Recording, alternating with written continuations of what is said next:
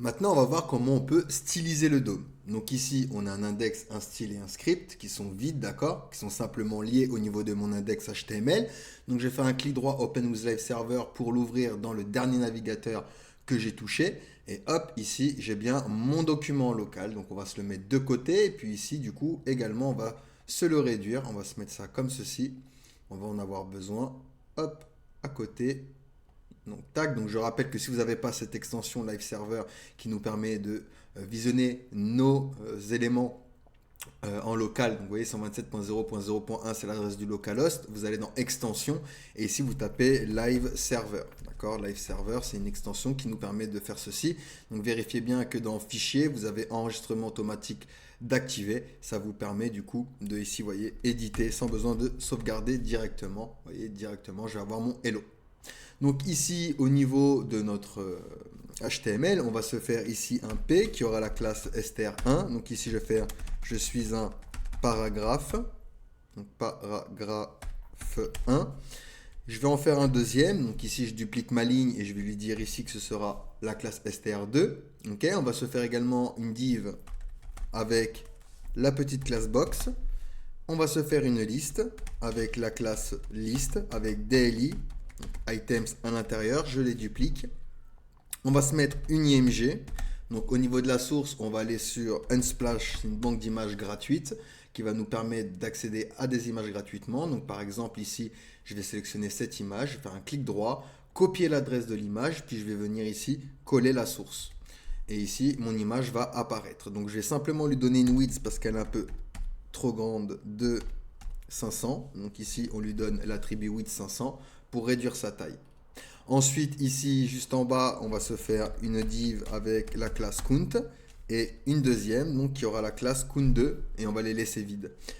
Et je vais me faire un bouton donc, qui aura la classe btn. Ici, je vais faire cliquer ici. OK. Et pour terminer, une div avec la classe box el pour element. Voilà. Donc on va avoir besoin de tout ça. Je peux venir rapidement dans mon style donner une width à compte, donc 250, 850 et un background, on va lui mettre Salmon. Ok, nickel. Donc ici, on va pouvoir venir maintenant dans notre script et sélectionner nos éléments. Donc on l'a vu dans la vidéo précédente. On va utiliser ici Query Selector pour sélectionner nos éléments. Donc str1, ici je vais prendre l'élément qui a la classe str1. Je vais faire de même pour str2, donc dans une variable que je vais appeler str2. Je vais également prendre du coup box, donc c'est l'élément qui a la classe box, ma liste, donc liste qui a la classe liste, nickel. Ensuite, on va prendre une image, donc img. Hop, ici, je vais mettre img directement, sans la classe, d'accord? Je prends directement par l'élément. Ensuite, query selector, on va prendre count, donc c'est l'élément qui a la classe count. Count, voilà. Voilà, hop. Il va à tout prix me mettre const. Donc c'est .count. Et le deuxième, donc count2. Donc ici également count2. Et notre bouton. Donc btn. Et ici on va prendre bouton où on peut le prendre par rapport à sa classe .btn. Ok? Donc on va voir comment on peut styliser le DOM avec JavaScript. Donc déjà on va voir une propriété qui est text content. Donc ici je fais str1.text content comme ceci. Et ici je vais pouvoir lui dire égal je suis du texte depuis JS. Et regardez ici, je suis du texte depuis JS. Donc text content s'agit d'une propriété qui permet d'obtenir ou de définir le contenu textuel d'un élément du DOM. Elle renvoie le texte brut contenu dans un élément sans prendre en compte les balises HTML éventuelles. De la même manière, on a également, donc là on prend str2, inner text. Donc ici, hop, on va mettre hello depuis JS. Donc ici, je vais avoir dans le paragraphe 2, hello depuis JS. Inner text, c'est une propriété similaire à text content, mais elle renvoie le texte visible à l'écran en ignorant le contenu des éléments qui peuvent être masqués ou affectés par des styles CSS comme displayNone. Elle est sensible à la mise en forme et à la disposition des éléments. On a également une qui est très utilisée, mais qu'il faut surtout l'utiliser avec précaution pour éviter ce qu'on appelle les injections, c'est inner HTML.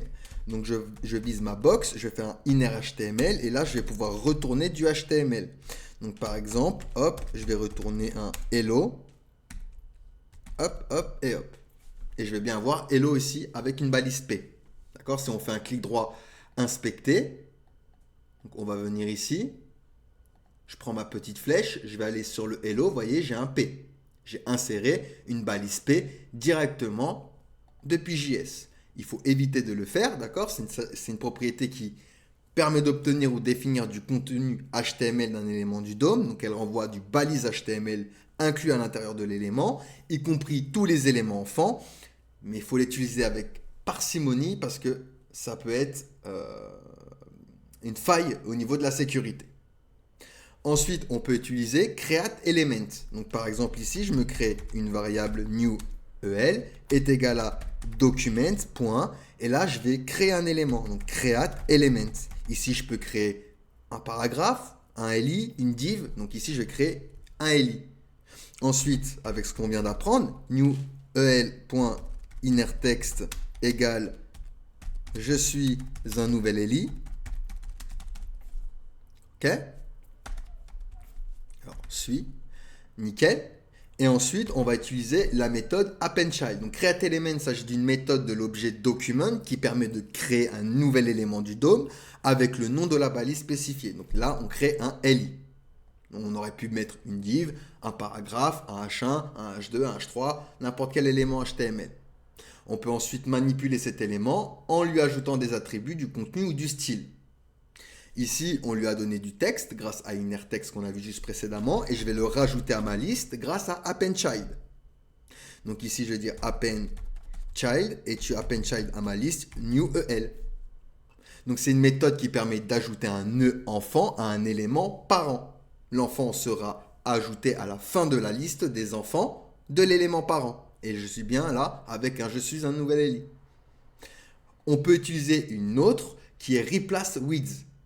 Ici, je peux faire list.children de l'index 0 en visant le premier. C'est un tableau, donc je prends le premier élément, place, with, et ici, je vais lui dire newEl. Donc, il va remplacer mon premier élément, vous voyez, par je suis un nouvel li. C'est une méthode qui permet de remplacer un élément par un ou plusieurs autres éléments. L'élément existant est supprimé du DOM et remplacé par un nouvel élément spécifié. Et le point children ici, c'est une propriété qui renvoie une collection d'objets, donc un tableau, représentant les éléments enfants d'un élément spécifié. Je rappelle que les tableaux commencent avec un index qui commence à 0. La première valeur est à l'index 0, suivi du deuxième qui est à l'index 1, etc., etc. Il renvoie uniquement les éléments en ignorant les nœuds du texte ou commentaires. Et on peut accéder aux enfants individuels en utilisant leur index, en utilisant des boucles, par exemple, pour les parcourir. Ensuite, on a la propriété source. Donc ici, on a une image. Je vais viser img, je vais faire .source. Et ici, je vais pouvoir changer la source de mon image. Donc par exemple, je vais prendre cette adresse. Je vais venir ici et je vais changer la source de mon image. Et j'ai bien changé la source de mon image ici. Donc source est utilisé pour spécifier l'URL d'un élément dans le DOM, généralement utilisé pour les éléments comme les images, les vidéos ou les scripts. On continue. Ensuite, on a, donc là, je vais viser compte. Et je vais faire .style. Et quand je fais .style, je vais pouvoir faire un point et accéder à toutes les propriétés CSS. Donc par exemple, je vais accéder à la propriété background et je vais changer le background salmon avec le red. Et ici, j'ai bien ma balise en rouge. Alors on va mettre l'image en commentaire. J'ai bien ma balise en rouge, vous voyez. Hop, elle était salmon. On la met en rouge. Donc .style pour accéder aux propriétés CSS. Et ensuite, on met la propriété que l'on veut. Donc, la propriété style est utilisée pour accéder et modifier les styles CSS d'un élément du DOM en utilisant JavaScript. Elle permet de manipuler les propriétés CSS individuelles d'un élément, comme la couleur du texte, la taille, la largeur, la hauteur, etc. Ensuite, on a également className. Donc là, je peux faire compte2.className et lui rajouter une classe, par exemple la classe bore. Une classe bore que l'on peut venir ici styliser en CSS. Donc ici, je vais faire .bore, width 200%, height 100% et on va lui mettre une bordure de 3 pixels solide et on va mettre RGB 000. Et vous voyez, j'ai appliqué ici une nouvelle classe à mon élément. Donc class name, ça permet de rajouter une classe, d'accord? Ça va permettre d'accéder et modifier les classes CSS d'un élément. On peut ajouter, supprimer ou remplacer les classes en manipulant cette propriété. On en a une autre qui est très utilisée avec les événements, c'est classList. Donc là, je peux faire .classList.add. Là, je lui rajoute une classe. Donc la classe bord, par exemple, à mon élément 1 ici. Et hop, il va l'avoir. De la même manière, je peux le remove. Donc on a add et on a remove. Et là, ça va lui retirer la classe bord. Donc classList s'agit d'un objet qui représente les listes de classes CSS d'un élément. Il fournit des méthodes comme add, remove ou encore toggle. Donc par exemple ici, je vais faire un événement à partir de mon bouton, lequel événement le clique, et quand je vais cliquer, eh ben, il va prendre compte .classList.toggle et il va toggle la classe active. Toggle, il faut imaginer comme un interrupteur, one off, one off. Et du coup, lorsque je vais cliquer sur mon bouton, je vais pouvoir donner du coup à la... Alors, j'ai mis active, pardon. On va mettre plutôt bord. Je vais lui rajouter à chaque fois que je clique, vous voyez, la classe. Hop, je vais le toggle comme un interrupteur. D'accord? Donc, on peut utiliser add, remove ou alors toggle. Pour terminer cette section, on va voir également, donc là, je vais faire une variable const, element est égal à document point, et on va sélectionner query selector, donc on va sélectionner du coup notre élément box.el. Donc ici on va parler de cet attribut, qui est une méthode qui permet de définir ou de modifier un attribut d'un élément. On peut l'utiliser pour modifier un attribut ou des classes. On peut lier également du style ou modifier des attributs comme source, href, classe, etc. Donc par exemple ici, element.setAttribute. Ici, il va prendre en premier argument l'attribut qu'on veut changer. Donc là, par exemple, classe. Et je vais lui rajouter new class.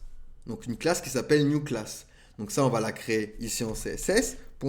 .new class. Et ici, je vais lui donner un background red. Et par exemple, une width de 100%, une height de 100%.